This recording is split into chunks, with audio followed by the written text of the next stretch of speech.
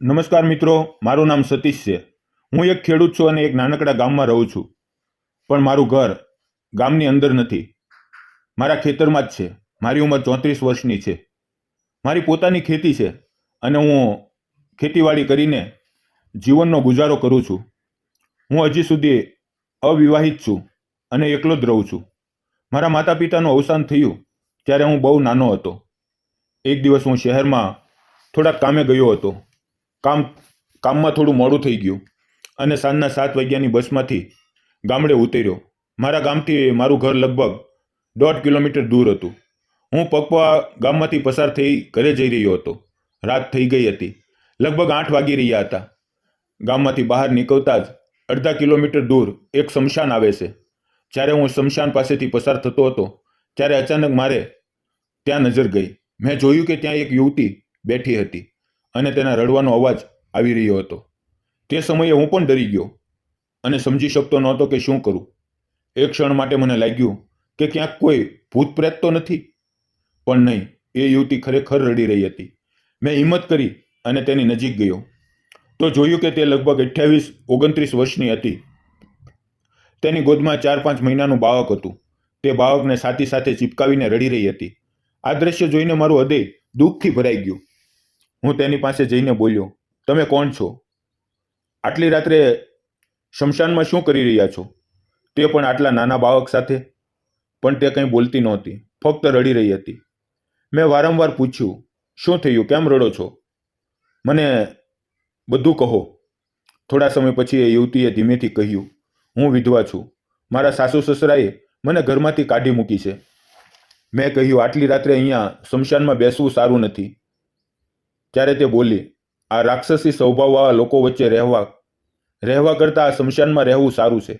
અહીં કોઈ આવતું નથી, કોઈ તંગ કરતું નથી, એટલે હું અહીં આવી ગઈ. મેં કહ્યું, તમે મારી સાથે આવો. અહીંયા ના બેસો. પણ તે આવવા તૈયાર નહોતી. છતાં મને એના નાનકડા બાળકને અને તેને આ રીતે એકલા છોડી દેવું યોગ્ય લાગતું નહોતું. તેથી મેં તેનો હાથ પકડીને તેને મારા ઘરે લઈ આવ્યો. લગભગ 15-20 મિનિટમાં અમે મારા ઘરે પહોંચી ગયા. મેં તેને કહ્યું, પહેલાં હાથ પગ ધોઈ લો. અને મેં પણ હાથ પગ ધોયા અને પછી અમે બંને ઘરમાં ગયા. મેં લાઇટ ચાલુ કરી. મને મોડું થઈ ગયું હતું એટલે મારી ગાયો જોર જોરથી રંભી રહી હતી. તેમને પાણી આપવું અને ચારો નાખવો જરૂરી હતો. મેં તેને કહ્યું, તમે થોડી વાર ઘરમાં બેસો, હું આવું છું. પછી હું ગૌશાળામાં ગયો, ગાયોને પાણી ચારો આપ્યો અને પછી પાછો આવ્યો. મારું ઘર 2 જૂના છતવાળા રૂમ અને 2 નવા ટીનની ચાદરવાળા રૂમથી બનેલું હતું. ઘર સામાન્ય હતું. જ્યારે હું અંદર ગયો તો જોયું કે યુવતી એક ખૂણામાં પોતાના બાળકને ગોદમાં લઈને બેઠી હતી. મેં તેને પાણી આપ્યું. તેણે પાણી પીધું અને બાળકને પણ પીવડાવ્યું. એ દિવસે થોડું મોડું થઈ ગયું હતું એટલે મેં ખાવાનું બનાવ્યું નહોતું. હું તરત જ રસોડામાં ગયો અને ખાવાનું બનાવવાનું શરૂ કર્યું. થોડા સમયમાં ખાવાનું તૈયાર કર્યું અને 2 થાળીઓ લઈને આવ્યો. એક થાળીમાં ભાત, શાક અને રોટલી મૂકી તેની સામે રાખી. પછી હું થોડે દૂર બેસીને ખાવા લાગ્યો. મેં તેને 1 લોટો પાણી પણ આપ્યું, પણ તે ખાવાનું ખાઈ રહી નહોતી. ત્યારે મેં તેને કહ્યું, આમ ખાલી પેટે ન બેસો. તમારે નાનું બાળક છે, તેનું ધ્યાન રાખો. ઓછામાં ઓછા 2 બટકા ખાઈ લો. રડશો નહીં. તે મારી તરફ જોતી રહી. ખબર નહીં તેના મનમાં શું આવ્યું, પણ તેણે ખાવાનું શરૂ કર્યું. તેને ખાતા જોઈને હું પણ ખુશીથી ખાવા લાગ્યો. થોડા સમયમાં અમે બંનેએ ભોજન પૂરું કર્યું. મેં તેના માટે એક ખૂણામાં ચટાઈ પાથરી, તેના પર ગોદડી નાખી અને ઓઢવા માટે ચાદર આપી.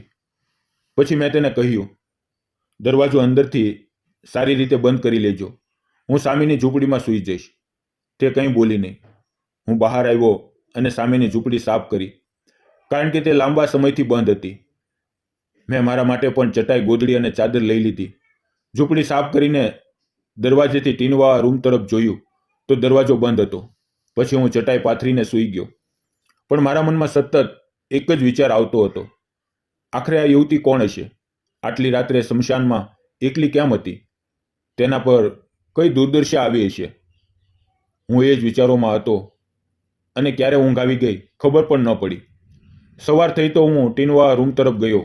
દરવાજો ખખડાવ્યો તો અંદરથી દરવાજો ખુલી ગયો. બાળક રમતું હતું અને યુવતી ઉઠી ગઈ હતી. હું અંદર ગયો અને રસોડામાં ચા મૂકી. તે યુવતી મારી પાછળ આવી અને બોલી, તમે ચા ના બનાવો, લાવો હું બનાવું છું. પછી તેણે ચા બનાવી. ત્યાં સુધી હું બહાર આવીને બાળક સાથે રમવા લાગ્યો. કેટલી મીઠી અને નિર્દોષ બાળકી હતી. તેની સાથે રમતા રમતા મને ખૂબ આનંદ થયો. થોડા સમયમાં તે 2 કપ ચા લઈને આવી. હું બાળક સાથે જ બેઠો હતો. તે થોડી દૂર બેસી અને વારંવાર મારી તરફ જોઈ રહી હતી. મેં પૂછ્યું, તમે કોણ છો? ક્યાંથી આવ્યા છો? રાત્રે શમશાનમાં કેમ બેઠા હતા? તમને કઈ મુશ્કેલી છે? મને વાત કરો. ત્યારે તે બોલી, મારું નામ કાવ્યા છે. હું અહીંથી 50-60 કિલોમીટર દૂરની છું. 5 વર્ષ પહેલા મારા લગ્ન સદાશિવ નામના યુવક સાથે થયા હતા. મારો પતિ સારો હતો, મને ખૂબ પ્રેમ કરતો હતો અને અમે સુખીથી રહેતા હતા. અમારી પોતાની ખેતી હતી. સાસુ સસરા હતા. બધું સારું ચાલતું હતું. લગ્નને 4 વર્ષ પછી હું ગર્ભવતી થઈ. પણ ભાગ્યે મારી સાથે મોટો આઘાત કર્યો. મારા પતિનું એક અકસ્માતમાં મૃત્યુ થયું. હું એકલી રહી ગઈ. ઘણું દુઃખ થયું, પણ ગર્ભમાં બાળક માટે જીવવું ફરજિયાત હતું. કેટલાક મહિનાઓ પછી મેં એક સુંદર બાળકીને જન્મ આપ્યો. પણ મારા સાસુ સસરા અને દેવર મને નાપસંદ કરવા લાગ્યા. તેમને લાગ્યું કે હું સંપત્તિ પર હક જમાવીશ. દેવર તો મારી સાથે છેડછાડ કરતો. મને બહુ ખરાબ લાગતું હતું. તેથી મેં ઘર છોડી દીધું અને એક મંદિરમાં જઈને રહેવા લાગી. ત્યાં પણ કેટલાક યુવકો બુરા ઈરાદાથી નજર કરવા લાગ્યા. મને ક્યાંય સુરક્ષિત લાગતું નહોતું.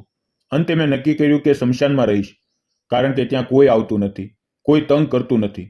પણ એ જ રાત્રે તમારી સાથે મારી મુલાકાત થઈ. તમે મને તમારા ઘરે લઈ આવ્યા. તમારો સ્વભાવ ખૂબ સારો છે. તમે મારી સાથે કોઈ ખરાબ વર્તન કર્યું નહીં. મને નવો રૂમ આપ્યો અને તમે જાતે ઝૂંપડીમાં ગયા. તમે ખરેખર સારા માણસ છો. ચા પીધા પછી તે બોલી, હવે મારે જવું પડશે. મેં પૂછ્યું, ક્યાં જશો? તમારું કોણ છે? તે બોલી, મારું કોઈ નથી. હું અનાથ છું. આ સાંભળીને મને ખૂબ દુઃખ થયું. તે જવા લાગી. મેં તેને કહ્યું, ક્યાં જશો? અહીંયા જ રહો. આ રૂમમાં ન રહેવું હોય તો સામે ઝૂંપડીમાં રહી શકો છો. યુવતી થોડી વાર વિચારમાં પડી અને બોલી, અહીંયા રહીશું તો ખાશું શું? મેં કહ્યું, મારે ખેતી છે. તમે ખેતરમાં કામ કરજો, હું તમને મહેનતાણું આપીશ. તેણે થોડું વિચાર્યું અને રાજી થઈ ગઈ. પછી બોલી, હું ઝૂંપડીમાં જ રહીશ. અમે બંનેએ મળીને ઝૂંપડી સાફ કરી. મેં તેને થોડા વાસણો આપ્યા, ચૂલો બનાવ્યો, અનાજ દાળ આપી. મારે 3-4 એકર ખેતી હતી. રોજ ખેતરમાં કામ કરવા આવતી. અમે બંને મળીને બધું સંભાળવા લાગ્યા. ધીરે ધીરે દિવસો પસાર થયા. કાવ્યાને અહીં આવ્યાને 1 મહિનો થઈ ગયો. તે રોજ મારા માટે ખાવાનું બનાવતી. ખેતરમાં ટિફિન લઈને આવતી. તેની પાસે ફક્ત 2 સાડીઓ હતી. તે વારંવાર પહેરતી. કાવ્યા મને બહુ ગમવા લાગી. તે સુંદર હતી. કાળા નયન, લાંબા વાળ, સાદગીભર્યો સ્વભાવ. એક રવિવારે હું બજારમાં ગયો અને આવતા સમયે તેની માટે 2 સાડીઓ, બાળકી માટે કપડાં અને મીઠાઈને નાસ્તો લાવ્યો. આ જોઈને કાવ્યાની આંખોમાં આંસુ આવી ગયા. તે મારી તરફ જોતી રહી. અમારી નજરો મોઈ ગઈ. તેણે ધીમેથી પૂછ્યું, તમે મારા માટે આ બધું કેમ કરો છો? મેં હસીને કહ્યું, ખાસ કોઈ કારણ નથી, ફક્ત માનવતા નાતે કરું છું. તે બોલી, હું તમારો અપકાર કેવી રીતે ઉતારું? મારા પોતાના લોકોએ ક્યારેય ન કર્યું તે તમે કરો છો. થોડી વાર પછી તેણે ભોજન બનાવ્યું અને મને બોલાવ્યો. આજે તમે મારા ઘરે ભોજન કરવું પડશે. હું ઝૂંપડીમાં ગયો. તેણે ઝૂંપડી સુંદર રીતે સજાવી હતી. નાનકડું દીવડું જલતું હતું. બાળકી ઊંઘી ગઈ હતી. ભોજન ખૂબ પ્રેમથી તૈયાર કરેલું હતું. અમે ભોજન કરવા બેઠા. તે વારંવાર મારી તરફ પ્રેમથી જોઈ રહી હતી. તેના ચહેરા પર એક અનોખી ખુશી હતી. તે દિવસે મને કાવ્યા બહુ નજીક લાગી. ભોજન પછી તેણે પૂછ્યું, તમે એકલા કેમ છો? તમારા માતા પિતા ક્યાં છે? તમારા લગ્ન નથી થયા?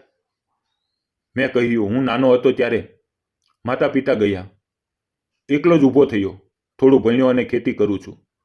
હજી સુધી લગ્ન નથી થયા. આ સાંભળી કાવ્યા દુઃખી થઈ. મારી તરફ જોઈ રહી. મેં ધીમેથી તેના હાથ પકડી લીધા. તે મને સતત જોઈ રહી હતી. એ સમયે મને મારા દિલની વાત કરવાનું મન થયું. મેં કહ્યું, કાવ્યા, હું તારી સાથે લગ્ન કરવા માંગુ છું. હું તને અને તારી બાળકીને સહારો આપવા માંગુ છું. આ સાંભળી કાવ્યાની આંખોમાં આંસુ આવી ગયા. તે ઘણો સમય મને જોતી રહી. પછી રડી પડી અને માથું મારી છાતી પર મૂકી દીધું. કેટલાય દિવસો પછી અમે એકબીજાને વધુ સમજવા લાગ્યા. અમારો પ્રેમ ગાઢ બનતો ગયો. 10-15 દિવસ પછી અમે લગ્ન કરવાનો નિર્ણય લીધો.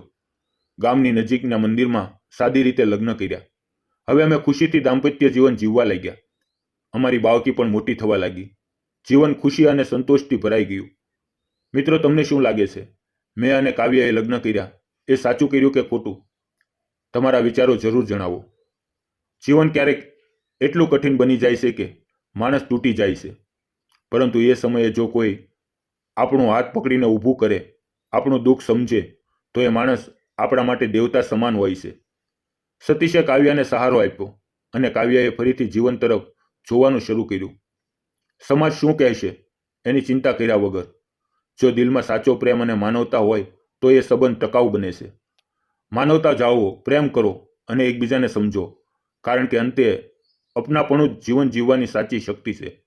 જો મિત્રો આ વિડીયો તમને ગમ્યો હોય તો લાઇક, શેર અને ચેનલ સબસ્ક્રાઇબ કરવાનું ભૂલશો નહીં. ફરી મળશું એક નવા વિડીયોમાં. ત્યાં સુધી આવજો. વિડીયો પૂરો જોવા બદલ આપ સૌનો ધન્યવાદ. અને મિત્રો, જતા જતા કહી દઈએ કે આ વિડીયો માત્ર મનોરંજન માટે બનાવવામાં આવ્યો છે. આ એક વાર્તા કાલ્પનિક છે. તેનો કોઈ પણ વ્યક્તિ, જાતિ કે ધર્મ સાથે સંબંધ નથી. આનો ઉદ્દેશ ફક્ત મનોરંજન અને શૈક્ષણિક હેતુ છે. ધન્યવાદ મિત્રો.